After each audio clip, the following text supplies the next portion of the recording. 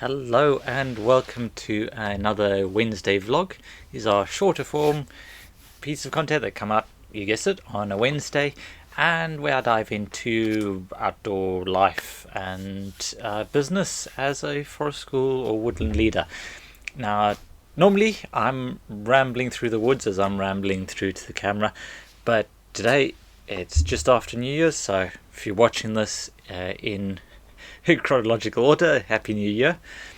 If not, well, happy middle of the year wherever you are at. So yes, it's just the new year. I've still got plenty to do. It's miserable weather out there. I'm still catching up on everything else, so it is bracken indoors today. And yeah, I thought I'd start off our year talking about my favourite thing, obviously. Well, not quite. It is money, cash flow, and everything else. So the big question I have at the moment is, should I raise my prices for the sessions that I run for individuals and groups? I mean, there's a couple of schools of thought, but essentially what I'm looking at is going, okay, it's a new year, I'm going to raise my prices. And as context, here in the UK, we've had quite a lot of inflation over the last 2 years and a bit, and I have kept my prices pretty much exactly the same as they were at the beginning of 2021. Now obviously this isn't ideal, because in that time prices of everything that I'm buying from the shops, all of the equipment, everything else, has gone up by approximately 17%. And that means that if I don't raise my prices, I'm essentially taking a 17% pay cut for that. And that's not ideal. And there's a couple of schools of thought going back way, and there's this little argument I'm having inside my head. But essentially, the thing to remember is that prices are going up. And even though we might say last year was about 5-6% inflation in the UK over the year. The thing with inflation is, and the thing that a lot of people think about often is, it's cumulative. So we add on the 11% from the year before to the 6%, and because it's compounding inflation, you have roughly 17%. So something that cost £100 2 years ago, it now costs 117, and that's big. Now there are a couple of arguments here. First outlined is that, well, if you don't, you take your pay cut. But then at the same time, everyone else is feeling the bite. And that's everyone else is struggling, and I haven't yet met a forest school leader that actively wants to price out people from their sessions, because you want basically, a lot of people, myself included, are doing this to help people, to make something special, to build connectiveness, to make a difference. And so the more people we can engage with, the better. So we don't want to price out our sessions, but at the end of the day, if we have to make a living, and if you have a house and mortgage and everything else, then yeah, but at the same time, there are people that are going to struggle, and some people think, okay, yeah, if I have this price increase, I'm going to price people out.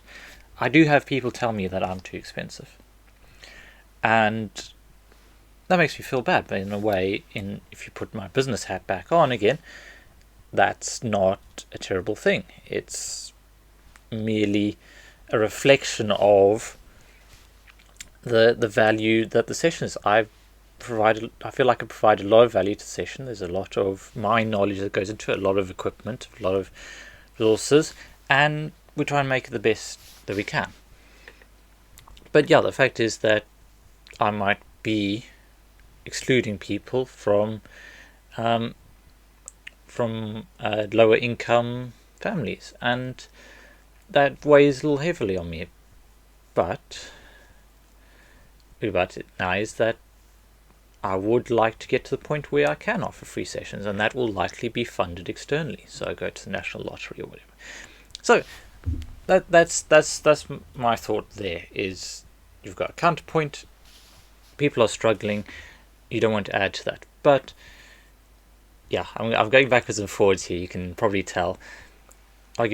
Another argument for raising the prices is that is what is supposed to happen. And just the fact that most companies don't do this, and particularly the low wage employees don't raise wages automatically, why am I, as a self-employed person with the option to pay myself more, not trying to keep up with inflation? So yeah, there's a lot of questions, and in the end, I will be raising the prices. That is something that I have pretty much decided today, and it's a hard decision, and I don't want to come across as trying to exclude people or trying to take advantage of them. It's simply that cost of doing business has gone up, and if I want to make this sustainable, if I want to be able to support a family from this, then prices are going to have to go up. So that's the short take. And I mean, as I said, there's a lot of, whenever we talk about pricing of things, there's always a bit of a war. I've been told before that basically my forest school sessions are only for middle class families, and yeah, that may well be true, but is something only worthwhile if everybody can access it? This is probably a very contentious issue, and I think that a business, my personal opinion, is I think that a business should first seek, as a business, to make profit, to generate income for the people that founded it. Once it's a case of put on your own oxygen mask first. Once it is sustainable for one person, and that person can continue to do it and continue to pour their energy in it, knowing that they themselves and their family are taken care of, that is the point I think that you can start to give back and start offering sessions and offering activities, either in a way like a scholarship, or in or simply as funded sessions. So as I said, go to National Lottery, go to Heritage, or whatever sports activities fund, something like that, and you actually get funded. So I'm still in the process of in the middle of a project where I run free bushcraft sessions, because I was approached and offered the opportunity to do it, and I took them up on it. And those are completely free for the people attending, and that's fantastic, because there are people there who couldn't afford my regular sessions that came along. But we've got to remember that we need to be able to look at ourselves first. If I go out of business, if I can't support this business and this lifestyle to be able to go outdoors and help people, then I'm going to have to get a regular job, and I'm going to have to remove myself from the pool of people actively trying to make this forest school and woodland space better. So there we go. That's my thoughts. A little bit of ramble, and sorry that it had to be indoors, but weather and circumstances. I just wanted to make sure that you guys had a video this week running straight in the middle. We should be back out in the woods very soon, and we're back to our scheduled programming, so I'll hopefully see you in a Saturday video. I'm filming all of that tomorrow, and something really to look forward to. Take care, have fun, remember to make the most of every day, and I'll see you in the next video.